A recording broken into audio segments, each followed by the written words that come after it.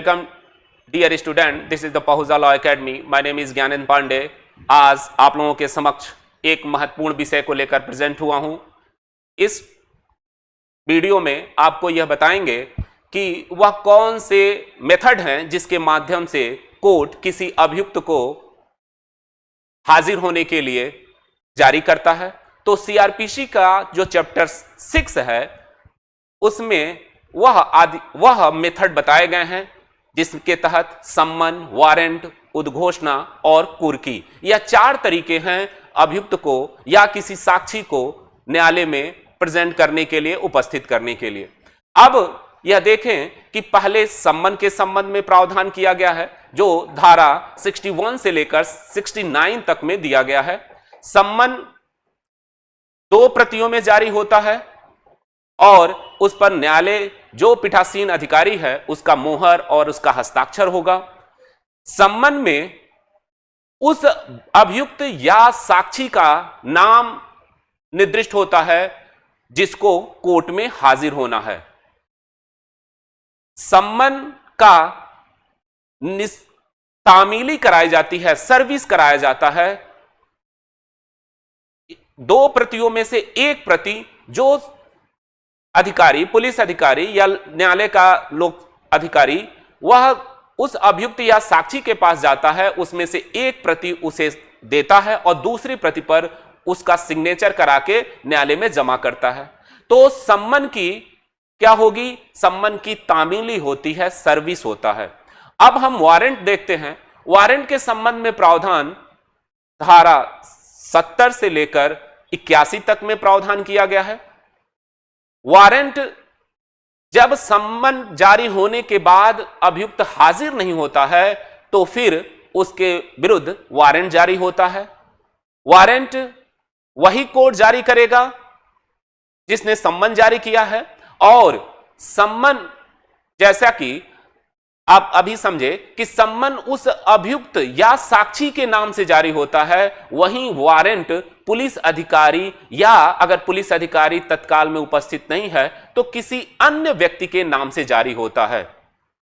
और उस वारंट के माध्यम से इस पुलिस अधिकारी या व्यक्ति को यह निर्देश दिया जाता है कि वह अमुक अपराधी को या साक्षी को गिरफ्तार कर कोर्ट में हाजिर करे। तो सम्मन और वारंट में अगर हम डिफरेंस जाने तो सम्मन किसके नाम से जारी होगा? अभियुक्त के नाम से जारी होगा, जबकि वारंट पुलिस अधिकारी के नाम से जारी होता है। सम्मन का तामीली कराई जाती है, सर्विस कराई जाती है, जबकि वारंट का निष्पादन होता है, एग्जीक्यूशन होता है।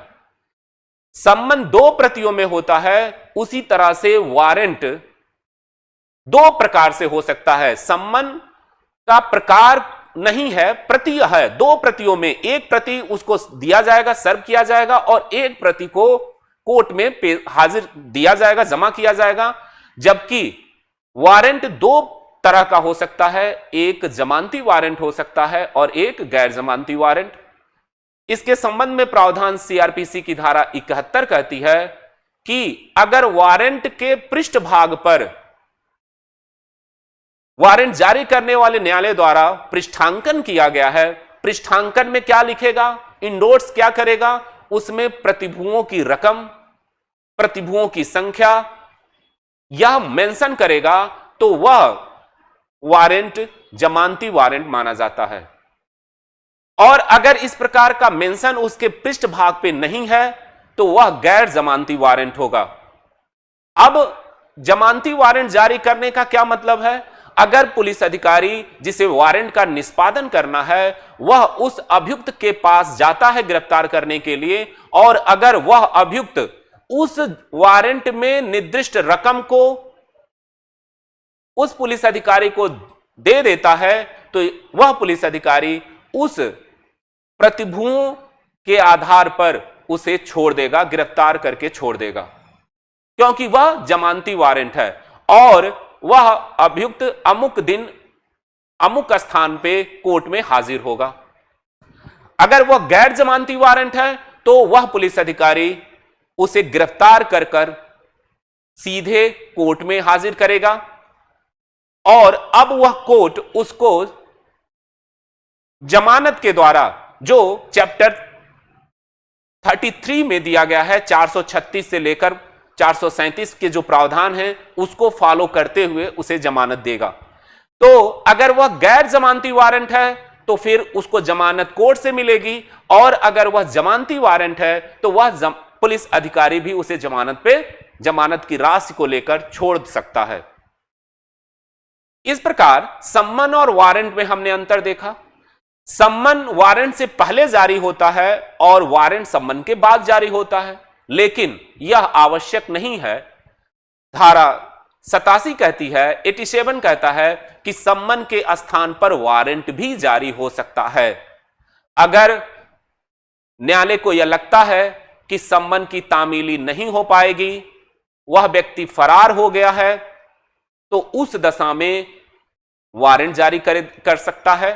दूसरा कहा कि अगर सम्मन की सम्यक रूप से तामीली हो गई है लेकिन वह व्यक्ति कोर्ट में उपस्थित नहीं हुआ, तो फिर उसके खिलाफ वारंट जारी हो सकती है।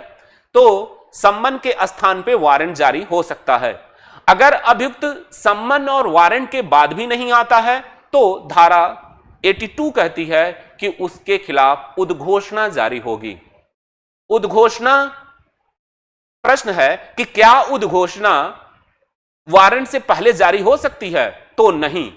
आप समझ लें कि उद्घोषणा हमेशा वारंट के बाद ही जारी होगी। केवल वारंट सम्मन से पहले जारी हो सकता है, लेकिन उद्घोषणा वारंट से पहले जारी नहीं हो सकता।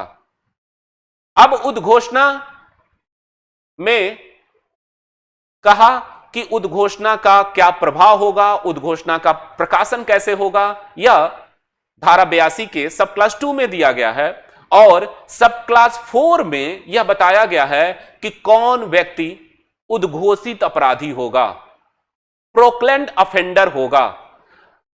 धारा 82 का सब क्लास 4 कहता है कि अगर वह इन अमुक धाराओं के तहत अपराध का अभियोग लगा हुआ है, अभियुक्त है, तो और वारंट जारी करने के बाद भी वह कोर्ट में हाजिर नहीं होता, तो उसके खिलाफ उद्घोषणा जारी होगी और उसे उद्घोषित अपराधी घोषित कर देगा।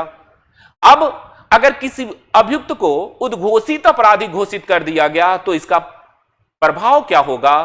तो आप समझ लें, इसका प्रभाव धारा 41 और धारा 43 में दिया गया है। 43 में कहा गया कि एक प्राइवेट व्यक्ति भी किसी अभियुक्त को गिरफ्तार कर सकता है। तो वह कौन सा अभियुक्त है?